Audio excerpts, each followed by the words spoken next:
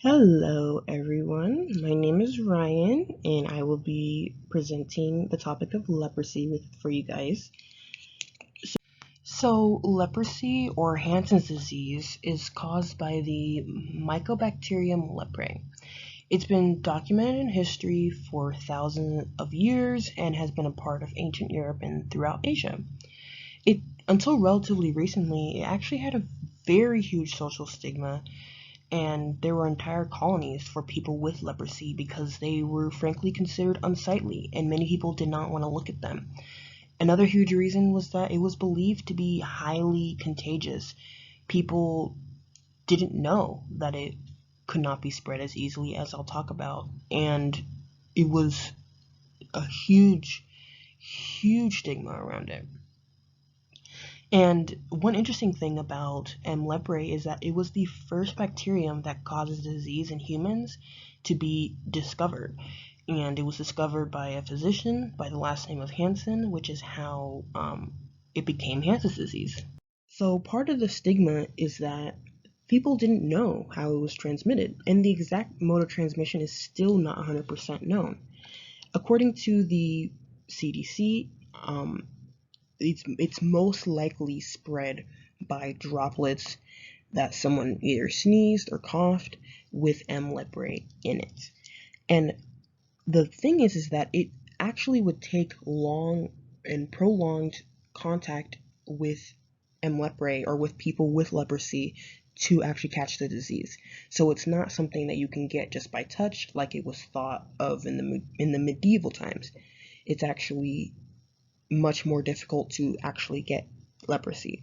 And according to the World Health Organization, 95% of those who come in contact with M. leprae never even get leprosy. So it's extremely hard to get, especially in times like this.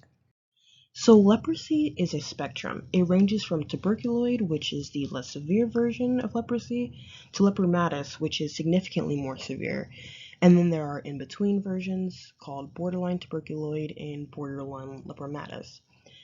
So, in tuberculoid, there are small lesions and general nerve damage, redness, things of that nature. It's still, definitely debilitating and can really make someone suffer, but they're not the typical symptoms that most people would think of when they think of leprosy.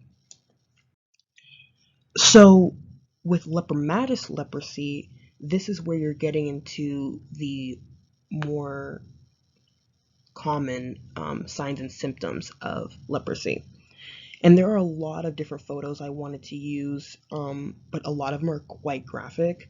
They're extremely graphic, and they're so graphic that you wouldn't even think of them as being leprosy. And so I decided to use something, less graphic, like the Leonin face, which is the person on the right with all the lesions and nodules on their face. And a lot of if untreated, lepromatous leprosy can lead to, eyebrow and facial hair being lost. The nasal cavity can become impacted, teeth fall out, eyes can be affected, leading to blindness, lots of nerve damage and loss of feeling. And it can be incredibly severe and life changing if it's left untreated. Even if it is treated at first, it can be really unfortunate for these people.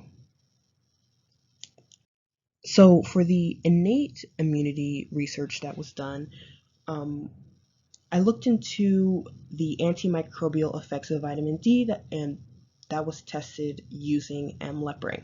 So, the phagocytic nature of macrophages and the antimicrobial properties of vitamin D were observed, and 25-hydroxy vitamin D3 or 25D3 was the form of vitamin D used. So if you see 25D3, it's just vitamin D.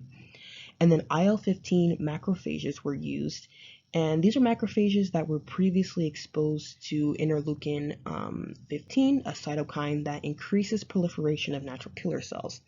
So since it's increasing natural killer cells, by nature, it's going to make it important for antimicrobial interactions. So the effect of vitamin D was interesting, actually. These figures show the amount of bacterial burden of M. leprae in different microenvironments at different times. So graph A is 24 hours, graph B is 48, C is 120 hours post-exposure. So the x-axis shows the concentration of 25D3, so none, and then it increases concentrations. And then the y-axis shows the amount of M. leprae. And it can be concluded from this data that vitamin D does promote the antimicrobial properties of macrophages. So moving on to the adaptive research, that was extremely interesting and very insightful for the types of leprosy that exist. So essentially what happened in this for these figures was peripheral blood mononuclear cells, or PBMCs, were collected and stained with specific markers, and flow cytometry was used to quantify the cell types in different groups. So these two figures are basically two sides of the same coin. They look quite similar, and they somewhat are. So just in general, the left, the farthest most left group is the healthy contacts, which has the little triangle. The middle is tuberculoid, and the farthest right is lepromatous. So figure A represents the number of Tregs found in these tissues of different patients. So we know that figure A is Tregs, even though there's nothing here, because you can see that on the y-axis that the markers are CD4, CD25, and FOX3P. And in chapter 9, we learned that Tregs are a CD4 subset, and that FOXP3 plus is a transcription factor, I wish I could speak, that is expressed on Tregs, as well as CD25 being expressed.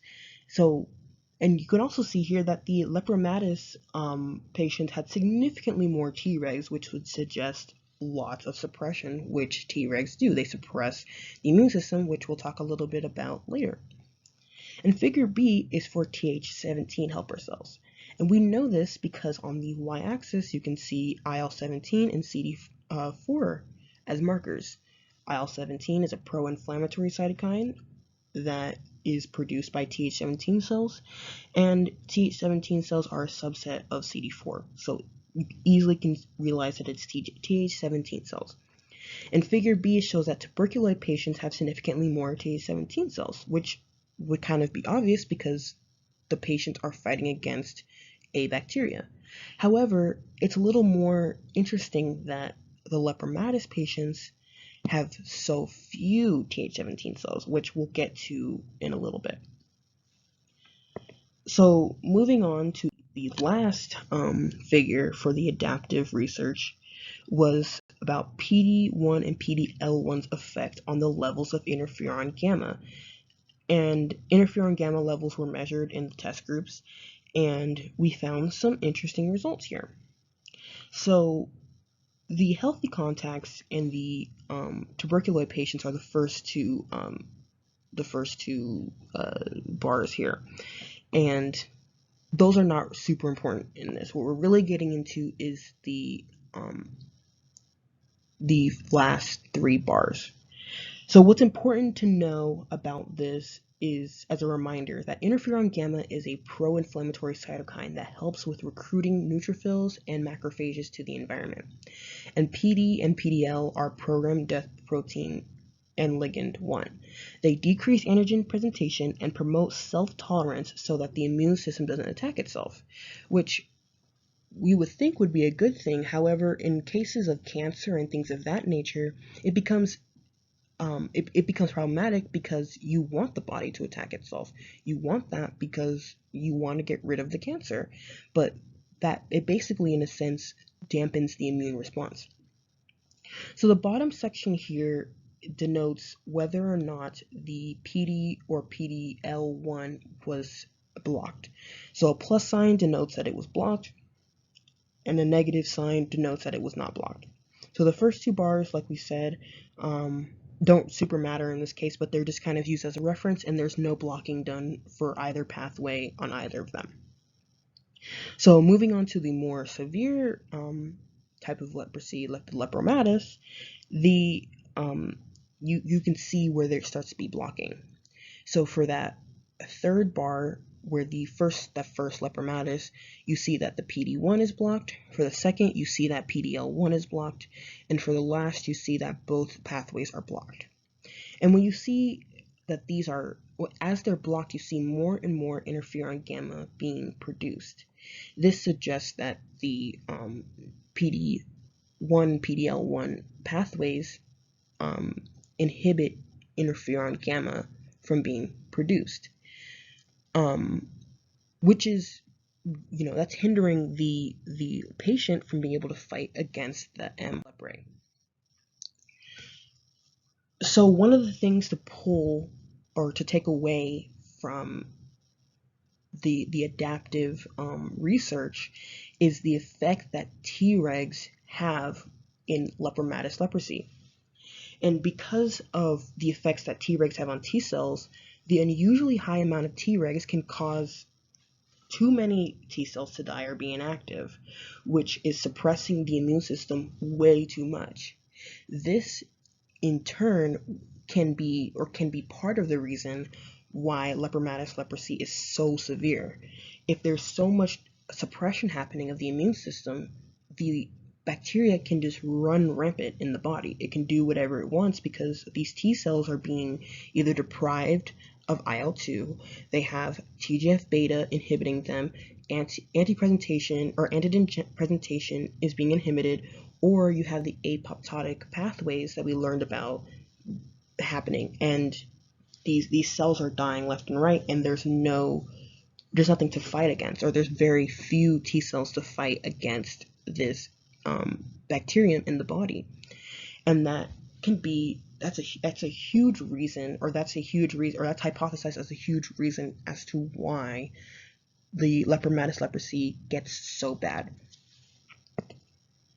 So in conclusion, the conclusion that we can draw from this is that the lepromatous patients have significantly more Tregs, which is causing a lack of immune response. Like I said, it's causing the body to not fight against, basically. It's not fighting. There's many other factors that go into this, and there's lots of other research, but it's causing the body to not fight as hard against the bacteria.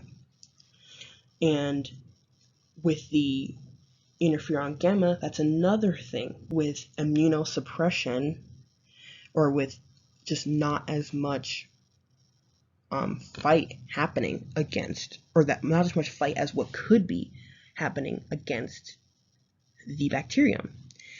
And we see that PD-1 and PDL1 pathways are inhibiting, when they're not blocked, when they're active, they're inhibiting the production of interferon gamma, which is also suppressing the immune response to some degree. So for future treatments, let's talk about the current treatments. The current treatment is a multi-drug cocktail of antibiotics that has been around for a good amount of time and works for leprosy patients as they take it over time. However, something that could be used in the future would be anti-PD-1 and PDL1 drugs. That they're used for cancer patients because, once again, you want the PD-1 pathway or the PDL1 pathway it stops the body from killing itself. But unfortunately, when it comes to cancer, you kind of want it to do that. So if you can maybe block that pathway, you could help fight against the leprosy, or the M. leprae. And that may be something helpful in the future. So yeah, in conclusion, there's a lot of research happening with leprosy still, even though it is so rare. There's still so much research happening, and it can be extremely helpful for preventing it even more, for keeping it at a very low rate, and for helping relieve the horrible symptoms that the people who are impacted have to deal with. All right. Thank you guys for listening. Thank you.